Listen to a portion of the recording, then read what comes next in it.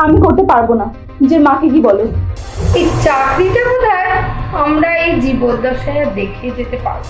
হ্যাঁ, চেষ্টা করছিস সেটা ঠিক আছে, কিন্তু এই সংসারের খরচ তো তোর চেষ্টার উপর ভরসা করে তো আর থেমে নেই।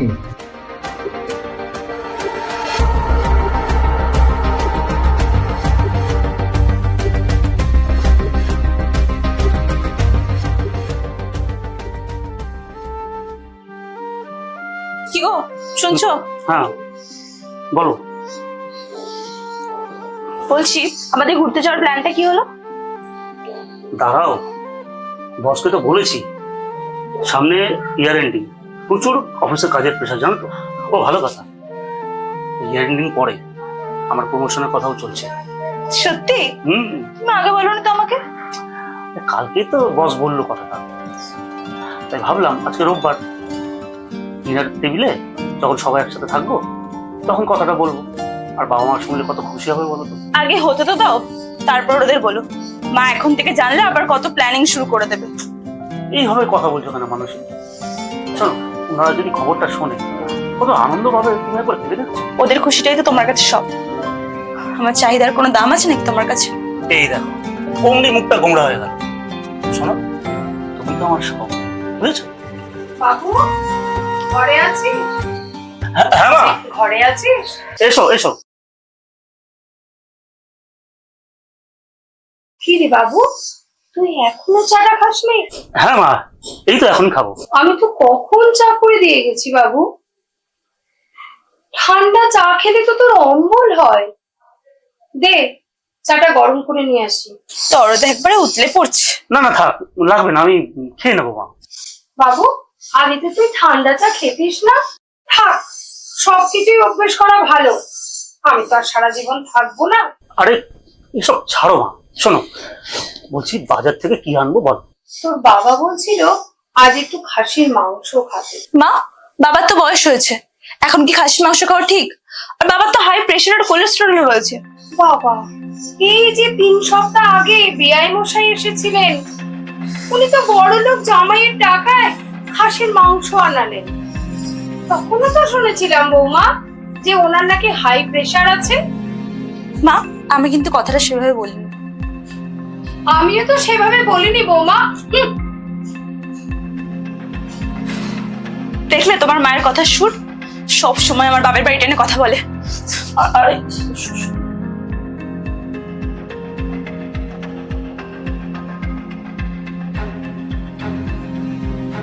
ভালো লাগে না।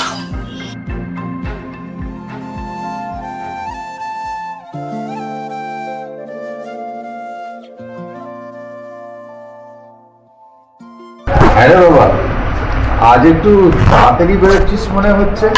হ্যাঁ বাবা, আজকে অফিসে একটা আর্জেন্ট মিটিং আছে, তাই একটু তাড়াতাড়ি বেরোতে হবে। তা কাজ করছিস, খুব ভালো কথা, তবে নিজের শরীরটার দিকে একটু নজর দিস। সেসব ঠিক আছে, তবে তুমি কিন্তু ওষুধটা টাইম মতো খেও, কেমন? হ্যাঁ হ্যাঁ হ্যাঁ, ঠিক আছে ঠিক আছে, এ তোকে ভাবতে হবে না। তা বলছিলাম কি, আজ তো 2 তারিখ, তাই না? হ্যাঁ, কেন বলো তো? তার মানে প্রতি মাসে তোর ফোনে ওই মেসেজটা ঢুকে না, your salary has been credited. তাই ভাবছিলাম। ও আচ্ছা, বুঝেছি। বাবু, হ্যাঁ মা, দুধ তো খেয়ে নে বাবা। দেখেছো বাবা, এখন ব্রেকফাস্ট করলাম, দুধ খাওয়া যাবে? এইটুকুই তো দুধ, আর দেখ এইটুকু দুধ খেয়ে নে। আর আমি ছাড়া তোর শরীরের খেয়াল কে রাখবে বলতো? এই নাও টিফিন, মনে করে খেয়ে নিও। হ্যাঁ দাও। না আমি এখন দুধ খেতে পারবো না, বুঝলো, আমি দেরি হয়ে যাচ্ছে। বাবা আসছি, কি আসছি, মা আসছি। আয় বাবা, দুর্গা দুর্গা।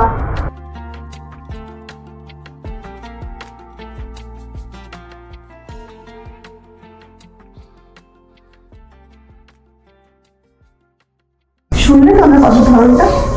দাঁড়াও না, একবার শুধু প্রমোশনটা হতে দাও, তারপর আমি ওকে নিয়ে আলাদা ফ্ল্যাটে গিয়ে উঠবো।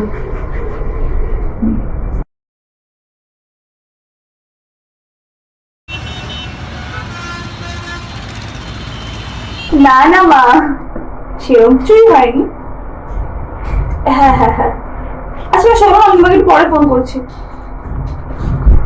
কি হলো? তুমি তুমি এত তাড়াতাড়ি চলে এলে? তোমার শরীর ঠিক আছে তো? কিচ্ছু ঠিক নেই, মানুষের কিচ্ছু ঠিক নেই। কোম্পানি এবছরে অনেক লস করেছে, তার জন্য অনেক কর্মচারীকে কোম্পানি থেকে ছাঁটাই করে দিয়েছে। হ্যাঁ, কিন্তু তুমি এত টেনশন করছো কেন? সেই ছাঁটাই হওয়া কর্মচারীদের মধ্যে আমি একজন। মানসিক আমার চাকরিটা নেই। মানে কি বলছো তুমি? কি বলছি, আমার চাকরি।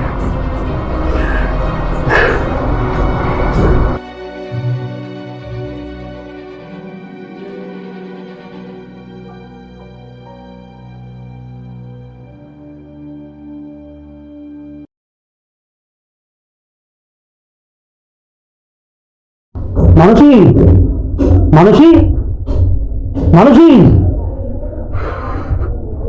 হ্যাঁ বলো। এই মানুষ শোন না, বলছি আমার না মাথাটা প্রচন্ড ভার হয়েছে গো, এক কাপ চা করে দাও না। আমি করতে পারবো না, যে মাকে কি বলো। এবার দাও না, তুমি কি করছো প্লিজ।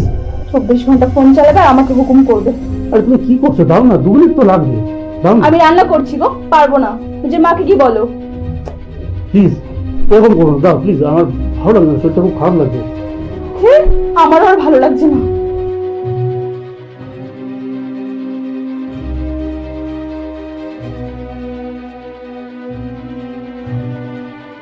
কি ব্যাপার, কোথায় ছিলে এতক্ষণ? বাবা আমি ক্লাবে গিয়েছিলাম বন্ধুদের সাথে একটু কথা বলতে। আচ্ছা, কত ইনকাম হলো ক্লাব থেকে? মানে না, আমি ভাবলাম ক্লাবের সময় কাটিয়ে নতুন কোনো চাকরি পেয়ে গেছে। বাবা আমি তো অন্য চাকরির চেষ্টা করছি। সেই চাকরি আর আমাদের বোধহয় এই জীবদ্দশায় দেখে যেতে পারবো না। মা তুমি এইভাবে বলছো কেন? কিন্তু দেখছো আমি চেষ্টা করে যাচ্ছি। হ্যাঁ, চেষ্টা করছিস সেটা ঠিক আছে, কিন্তু এই সংসারের খরচ তো তোর চেষ্টার উপর ভরসা করে তো আর থেমে নেই। আয় রোজগার তো একদমই বন্ধ হয়ে গেছে। কি হবে মানুষ, তুমি এখন কোথায় যাচ্ছ? দেখি যদি কোনো চাকরি জোটাতে পারি। তোমার মতো সারাদিন বাড়িতে বসে থাকলে তার সংসার চলবে না। মা আমি আসছি। গো, দেখেছো আমাদের সংসারের জন্য এই মেয়ের কত চিন্তা ভাবনা। সাবধানে যেও বৌমা, দুর্গা দুর্গা।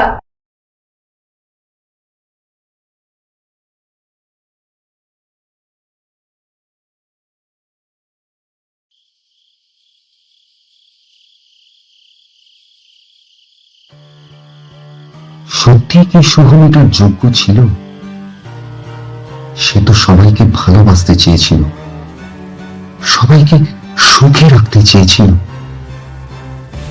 আজ একটা চাকরি চলে যাওয়ার জন্য কি তার এই অবহেলা, এই লাঞ্ছনা পাওয়া উচিত ছিল? যারা একদিন অতি চেনা, অতি কাছের মানুষ ছিল, আজ টাকাটা বন্ধ হতে তারা যেন কত অচেনা, কত পর হয়ে গেল। এটাই কি সংসারের আসল রূপ?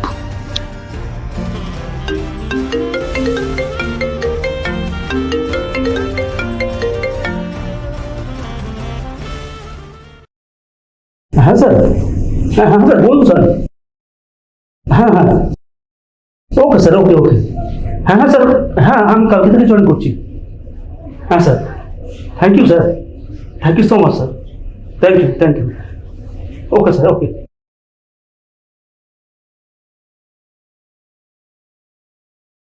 মানসী, মানসী, মানসী, মানসী কোথায়?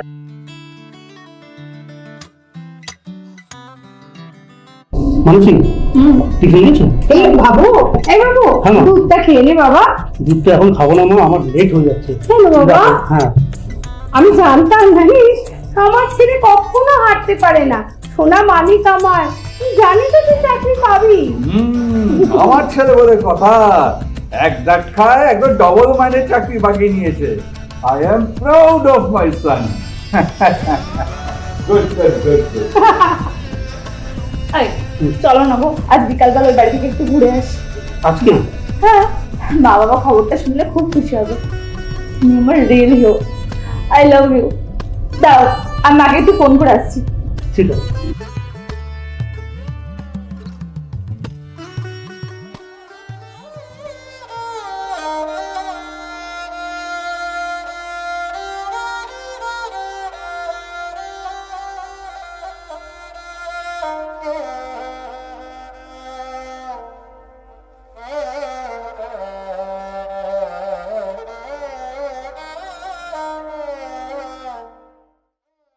আমার না মাথাটা প্রচন্ড ভার হয়েছে গো, এক কাপ চা করে দাও না। আমি করতে পারবো না, নিজের মাকে কি বলো।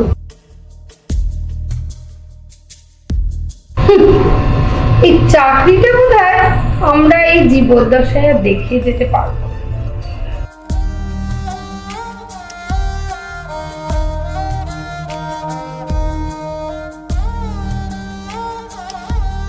হ্যাঁ, চেষ্টা করছি সেটা ঠিক আছে, কিন্তু এই সংসারের খরচ তো তোর চেষ্টার উপর ভরসা করে তো আর থেমে নেই।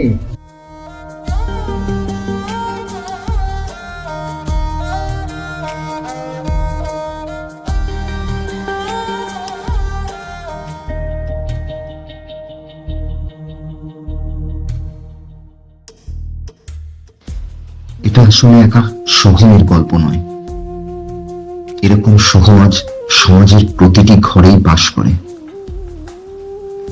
আসলে একজন পুরুষ মানুষকে এই সমাজ বা কাছের মানুষরা নিঃশর্ত ভালোবাসেনি, তারা ভালোবেসেছে পুরুষের ক্ষমতা, পদবী আর তার পকেটের রোজগারকে। এটাই পুরুষ জীবনের